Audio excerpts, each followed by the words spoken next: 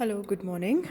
This is Dr. Amrit, and today we are going to talk about the karyotyping and its different methods of karyotyping and what are the different applications of karyotyping in nowadays world, which is very important and authentic in various autosomal dominant and autosomal recessive conditions. Now, before we talk about the application, you should know what is karyotyping. And before you know karyotyping is a technique which is used to study cytogenetics. Okay. Now, what is cytogenetics? It is again a study of the structure and properties of chromosomes. You have to know the structure and you have to know the properties of the chromosomes, their behavior during mitosis and meiosis, and their influence on the phenotype. What is phenotype? If the genotype is female, XX, then the phenotype has to be a female. If the genotype is XY, the phenotype is male. So these are the chromosomal influences on the phenotype and the factors that cause the chromosomal changes. So this is known as cytogenetics. Now, what is karyotyping? Karyotyping is a process of pairing. It's a technique to do the cytogenetics. It's a process of pairing and ordering all the chromosomes of an organism, thus providing a genome-wide snapshot of an organism's or individual's chromosomes. All right, so it's basically a method of pairing and seeing the chromosomes and seeing how the procedure is done and how do we study cytogenetics. So it is just a procedure, it is a technique to do the cytogenetics. So what do we actually see? We see the number and the arrangement of the chromosomes. We will detect the chromosomes translocations, and we'll also see the complex chromosomal rearrangements which are almost hidden and they are not expressed. So this is a classical karyotypic cytogenetics. Let's talk about the procedure. Now you should know that different samples can be taken for karyotyping. It can be a blood sample, it can be a skin fibroblast, it can be any other sample of the body which can be used for karyotyping. So ideally, what do we do? We take a 5 ml of venous blood and we add phytohemagglutinin and culture medium. Why do we do that? Because we want to stop the mitosis. We want to stop the mitosis at a metaphase. So then we culture it. We allow them to grow. We allow the cells to multiply at 37 degrees centigrade for 3 days. And then we add the colchicine and the hypotonic saline. So this will again spread, keep the chromosomes at the metaphasic phase, and then we can spread the cells on the slide and then stain with GIMSA.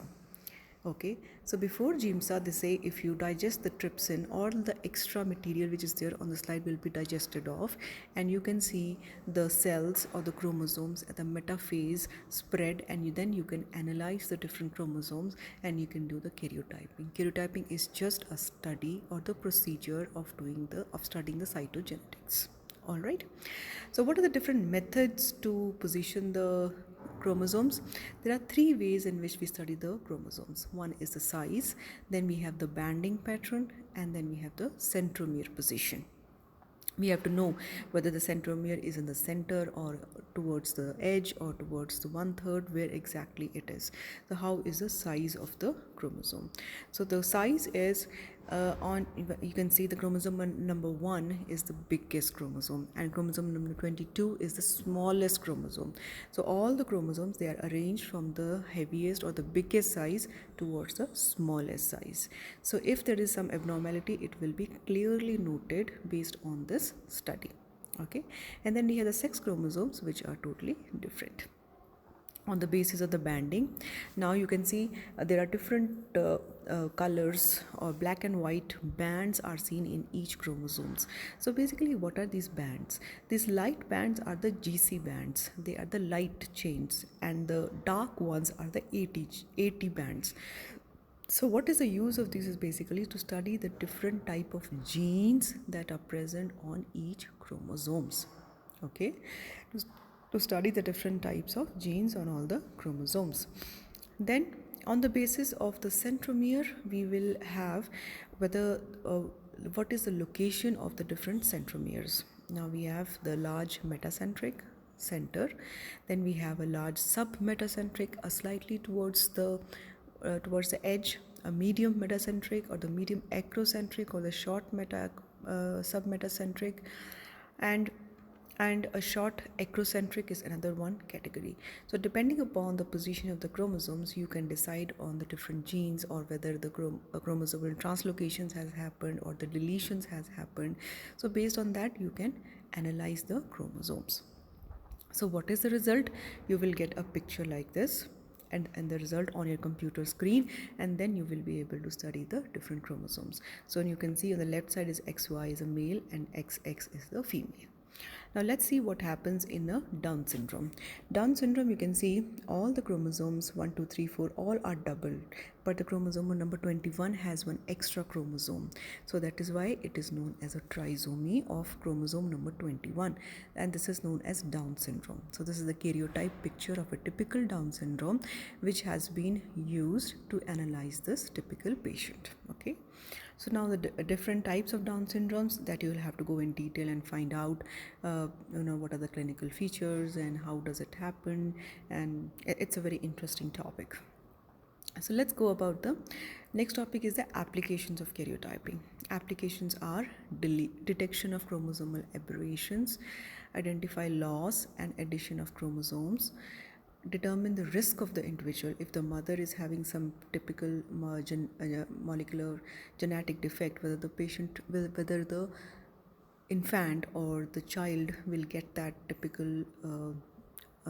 typical disease or not, because if it is autosomal dominant, you know that it is transmitted invariably whether it is present in a homozygous condition or a heterozygous condition, while if it is autosomal recessive, the chances of getting the disease is only 25%.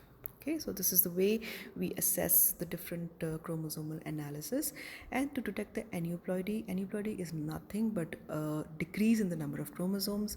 And sometimes in the pre-birth diagnosis of genetic diseases, in which you see some neural tube defects, you have to detect, and then you can do it by chorionic villus sampling, and then you can help the patient that whether she should continue with the pregnancy or she should not continue with the pregnancy. And then we have the gender identification also. Sometimes you can see their genetic mosaicism is seen.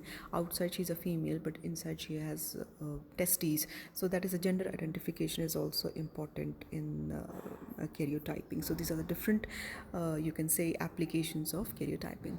So different genetic disorders, I think I have spoken about it. And then we have this allosomal disorders, X-linked dominant or X-linked recessive. X-linked dominant is very, very rare, but X-linked recessive is seen in few conditions like D6PD deficiency.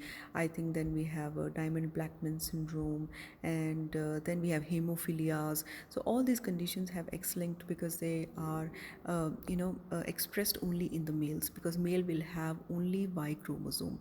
So Y chromosome cannot carry the disease. So X chromosome, if they get one X chromosome, they will definitely express the disease. So it is X-linked recessive.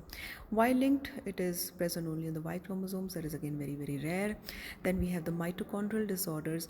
These are also again shows heteroplasmy, in which the mitochondria this mitochondrial abnormality, and the patient inherits only from the mother, so he will have this aging defects and everything very sooner in life. So let's talk about the trisomies. Trisomies in this, the particularly happens in the older age mothers, and they have a high risk of aneuploidy chromosomes, so in which fertilization of egg having aneuploidy results in a fetus with the syndrome. So the first one is a Down syndrome. We have seen Edwards syndrome and Patau syndrome is another two syndromes which are seen because of aneuploidy.